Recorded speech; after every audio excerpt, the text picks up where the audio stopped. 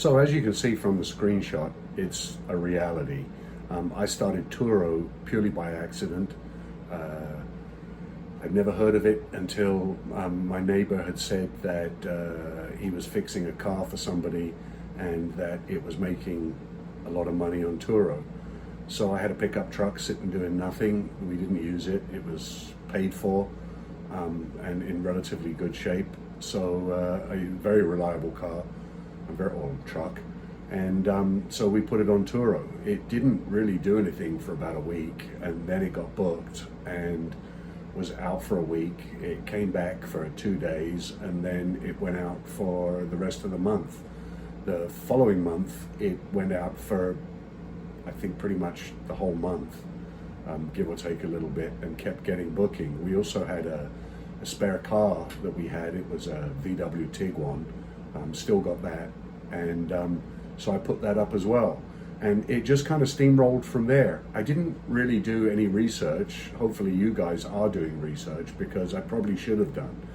The first year we operated or started doing this, I was actually in another business and was pretty much stuck into working full-time on that. So this was, just a part-time gig that I did on the side and in my spare time. The first two vehicles, you can look at the month's revenue, and it was pretty impressive of what came in with that. And then we just started adding vehicles. If you look at this screen, it says we've got 44 vehicles. We didn't, not in 2017. And we had, at the end of the year, we had 12 vehicles. So we didn't buy the vehicles from auction. We only bought them from people that we knew. We had a bunch of minivans and a bunch of minis. I'll throw some screenshots up here of the cars and what each of those cars generated within that year. So you can get to, pretty much close to the 88,000 that we ended up with. You'll see on there also that there's missed earnings. These are not really missed earnings. These are just issues that came up with the car, or we had to cancel trips because we had issues with the car. So I guess, yeah, they were missed earnings, but only from issues that couldn't be taken care of. Of course, reimbursements are people putting gas or asking us to clean the car after the fact. And that's where those numbers come from. And it was a pretty up and down year, but pretty standard for Hawaii, with the exception of, the first 3 months, which should have been way higher than that if we'd have had 12 vehicles. And I'm pretty sure that we didn't have 12 vehicles until we got to December. Most of the time it was with 10 vehicles, and we pulled in this kind of money. Like I said, I didn't do any research. I just put the cars up there. I didn't even really know how to go through and list them properly. So the listings were, just basically photographs of the car and a description of the car, and you could book them 24 hours a day, and believe me, people did. And we didn't realize until December that we could actually change that and make it so that it was a little, easier going. And, we operated 7 days a week with people coming and going, pretty much all the time. And we didn't set hours. So, we would have 5 a.m. pickups. I can remember once we had a 2 a.m. pickup at the airport. I don't know how that happened, because flights pretty much stop at 12. So people were standing around waiting for the car for 2 hours so that they could save a couple of dollars and not book it 24 hours. I don't really know how that works, but I remember we had a couple of those that I hated life, and I was thinking, yeah, we've got to do something about that. And that's probably when we decided that we needed to put in times when the vehicles were available, because that was kind of ridiculous.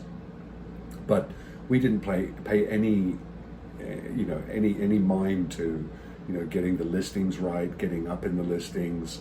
The only thing that we did do was in May we decided that we wanted to get our wait time down, because we were getting calls from Australia, and of course you couldn't deal with that until they would call at midnight, and then you'd look and see that they left a message or booked a car at midnight and asked a question, and so you couldn't get back to them until 6 a.m. in the morning when you got up, and really 6:30 because you want to brush your teeth first. And so then you'd have these huge wait times for people getting back to them. Well, what happened in June of 2017, there was a glitch in the app, and all the car prices dropped to like, $15 or $20 or just crazy numbers.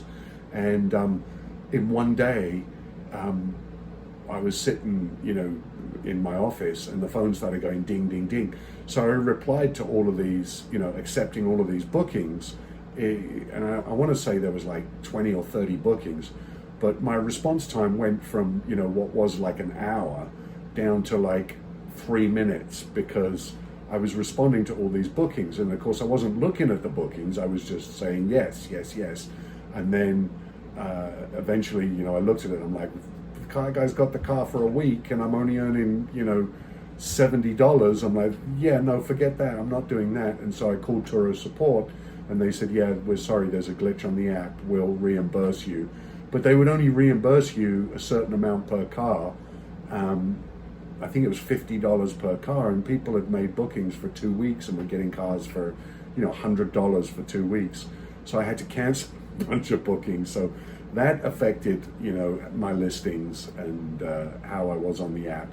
And also, I didn't know a lot of other things about, putting, not so much the description, more about the pickup, how to put more information in there and make it easier for people.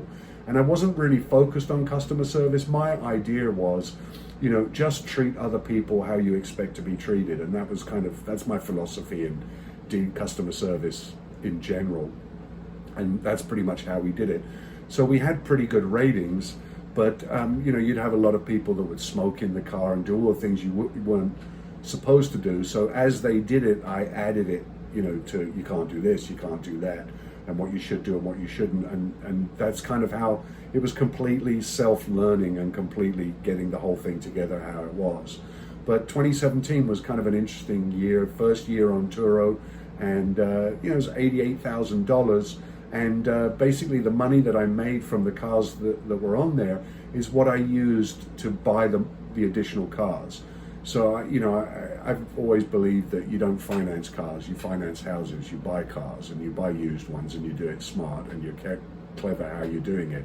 Now, bear in mind, I'm an engineer, and I've, bought and sold cars my whole life, so I kind of know what to look for. So if you're gonna do that, and you are gonna buy cars, and you're not a mechanic, and you don't know what to look for, do the research, find out what, whatever car you're gonna be buying, make sure you know what to look out for from that car, because you can get burnt. And if you buy cars from auction, remember, you didn't get a chance to test drive it. You didn't get a chance to see if everything's working. If their description goes around and says, or turns around and says, there's no check engine lights, or, situations like that, you don't know that until you've actually driven it. You can switch check engine lights off, take them to the auction. Check engine light or transmission control light or any of those issues can come up much later. You could end up being completely upside down on that car. Be careful with the cars that you buy. Also, find out what cars actually rent, because we put all sorts of stuff up there. Remember, at one point we had 4 minivans, and they rented out great in our busy months, July and August, but the rest of the year they really didn't do very well. Convertibles worked very well for us, just because it's a tropical island. We're here in Hawaii, and on the island of Oahu, and a lot of people come here, they want to have convertibles because they want to enjoy the sun, and they got fantastic reviews and the cars were great.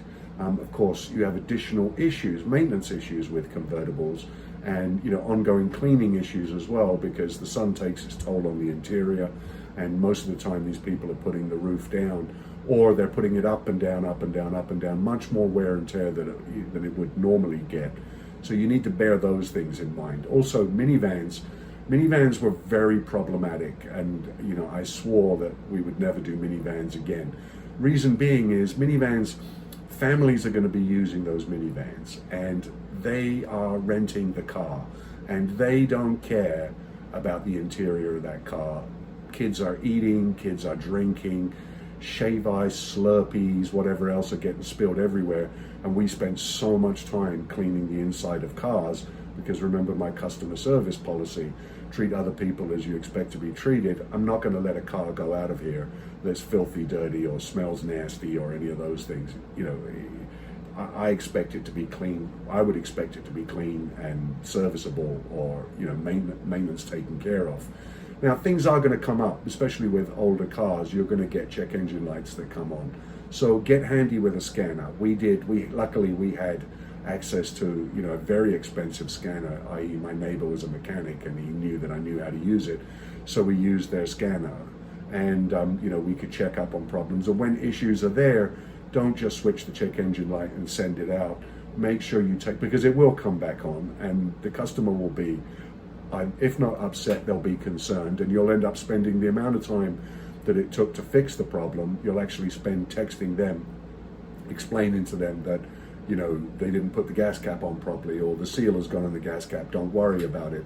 People don't want that kind of stress with it, and it happens anyway. So, you know, if you can avoid it, my advice to you is make sure that everything that goes out gets taken care of. And you need to think about that when you're setting the things for your car, so that they know what they're going to be dealing with. And you know, when you're putting in there, you know, 1 hour between bookings, it's not a good idea if you're going to be dealing with older cars and you can't get them fixed and turned around and checked out, ready for the next renters to go out. Same thing with TPMS lights. You know, you're going to get a lot of TPMS lights, you're going to get a lot of punctures. So make sure you learn how to fix a puncture, because if you've got to take it to the tire place every time to do it, you know, you're going to be dealing with that. Back in the day, back in 2017, Turo used to put little sketches up there, and you just had to take 5 pictures of the car. So, you know, you would take each side of the car and then one of the dashboard. Now that's changed a lot, but, you know, going on to photographs, the one thing I learned at the end of this year was, you know, make sure people understand their expectations. They're supposed to bring the car back in the same condition that they left it in. Otherwise, you're going to spend your life cleaning cars.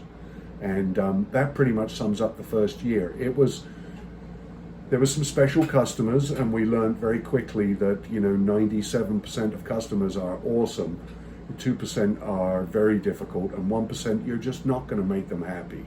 And that has changed a little bit, or people's expectations have changed a little bit. But don't forget, people's expectations with Turo are that they're renting the car. In reality, it's car share. They're borrowing your car. The reason why you're giving them such an inexpensive rate is partly because you're expecting them to bring it back in the same condition that it came out of. Now, accidents and damage and door dings and the rest of all of that, the only way you can protect yourself from that is taking lots of photographs.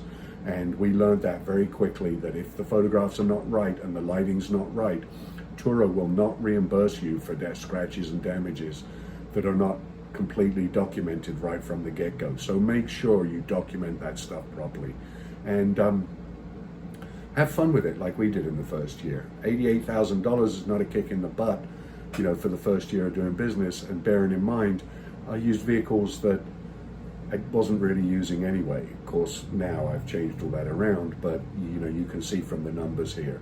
Here's some ideas of some revenue that we generated from these cars, and please use it, enjoy it.